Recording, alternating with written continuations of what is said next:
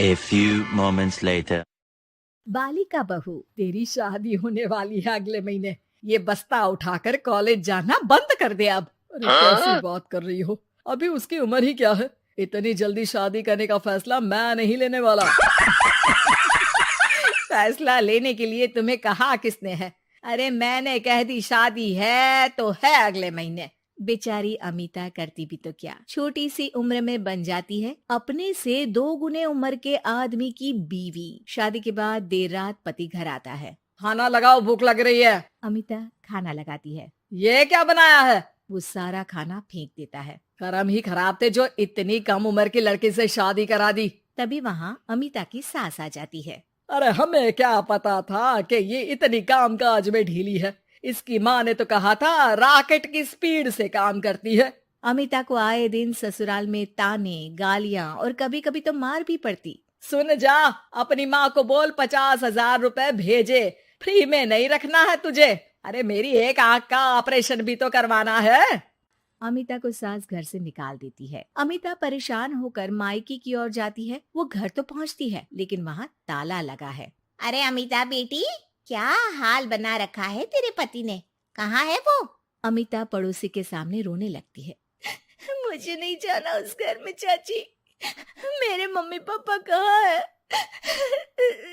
उन लोगों ने तो ये मकान छोड़ दिया बिटिया। वो लोग तो कहीं और शहर चले गए, तुझे नहीं बताया?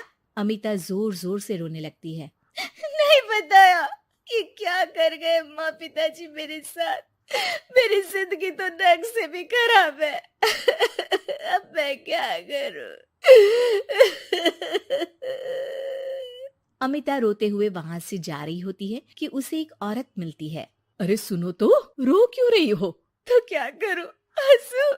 अमिता उस औरत को अपनी सारी कहानी बताती है। देखो, मेरा सिलाई का काम है, अगर तुम चाहो तो मेरे साथ ये काम कर सकती हो। बदले में मैं तुम्हें रहने की जगह, खाना और 1 दिन का 100 रुपया भी दूंगी। अमिता कुछ सोचती है और फिर उस औरत के साथ चल देती है। अब क्या था, अमिता की जिंदगी अपने मायके और ससुराल से दूर एक नए सिरे से शुरू होती है। रहना खाना फ्री होने के कारण अमिता रोज का पैसा बचा लेती। वो आसपास के लोगों के भी कपड़े सिलने लगी। और एक दिन सिलाई सेंटर की एक औरत कहती है, अरे वो साड़ी की कंपनी है ना, वो बिक रही है। पास बैठी अमिता सारी बात सुन रही थी। हाँ हाँ, बिक तो रही है, लेकिन उस बंद पड़ी मनहूस कंपनी को खरीदेगा कौन? तभी तो इतनी सस्ती बिक रही है, लेकिन कोई खरीदार नहीं है। फिर भी कितने की बिक रही है? अरे पूरे 5 लाख में मशीनों के साथ। लेकिन यहाँ कोई लेबर काम नहीं करेगा। पुराने मालिक ने किसी को पैसे ही नहीं दिए। उन लोगों ने कहा है कि जो नया मालिक आएगा वो लोगों को पैसा देगा।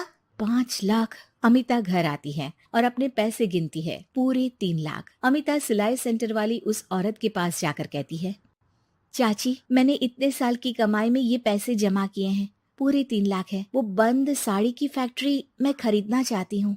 अरे अमिता, पागल हो गई हो क्या? वो 5 लाख की बंद मनहूस फैक्ट्री खरीदेगी, फिर लेबर का बकाया पैसा देगी, और वो फैक्ट्री चलेगी कि नहीं ये भी कोई नहीं जानता। लेकिन अमिता नहीं मानती। वो उस औरत से कहती है कि वो उस फैक्ट्री को खरीदना चाहती है और खरीद कर ही रहेगी। औरत भी अमिता की मदद कर देती है और फिर अमिता के नाम एक साड़ी फैक्ट्री हो जाती है। शुभारंभ वाले दिन अमिता लेबर से कहती है, मैं इस फैक्ट्री को दोबारा खड़ी करना चाहती हूँ। आप लोग इसमें माहिर हैं। मैं नहीं जानती कि पहले वाला मालिक के काम करने का क्या तरीका था, लेकिन मैं अपनी योजनाओं के साथ आई हूँ। मेरे पास आप लोगों को देने के लिए अभी तो पैसे नहीं है, लेकिन मैं वादा करती हूँ 3 महीने में आप लोगों के पैसे ब्याज सहित आप लोगों को दे दूंगी।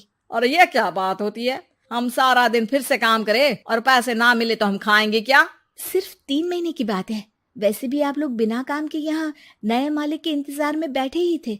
मैं काम करना चाहती हूँ और 3 महीने में सारे पैसे देने का वादा भी करती हूँ। लेबर आपस में सलाह करते हैं और अमिता की बात मान लेते हैं। सिलाई सेंटर से मशीन, सिलाई और कपड़े के ज्ञान में माहिर हो चुकी अमिता सभी के साथ मिलकर खुद काम करती। शहर और दूसरे शहरों में घूम घूम कर साड़ी का डिजाइन दिखाती और ऑर्डर लेती। अमिता को कई जगह से ऑर्डर आ जाते हैं। कई लोग उसके काम को सराहते तो कई आलोचना भी करते।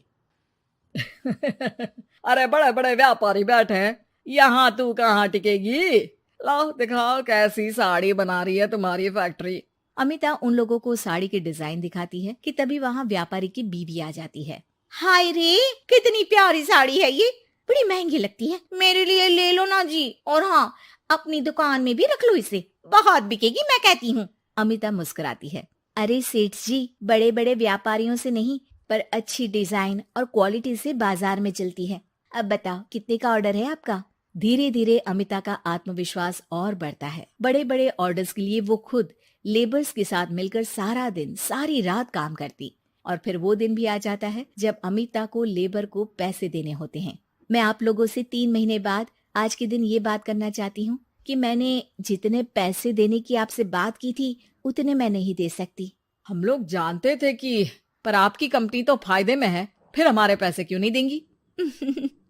मतलब आप लोगों के बकाया पैसे, ये 3 महीने के पैसे और ब्याज के साथ मैं आप लोगों को 10% का मुनाफा भी दूंगी। सभी खुश हो जाते हैं।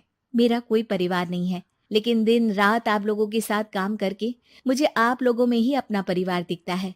अमिता की फोटो पेपर में छपती है। उसके बिजनेस मॉडल को पढ़ने के लिए कई बच्चे भी उसका इंटरव्यू करते हैं। अब अमिता 1 से 2 और 2 से 4 फैक्ट्री खोलकर देश में बड़ा नाम कमाती है।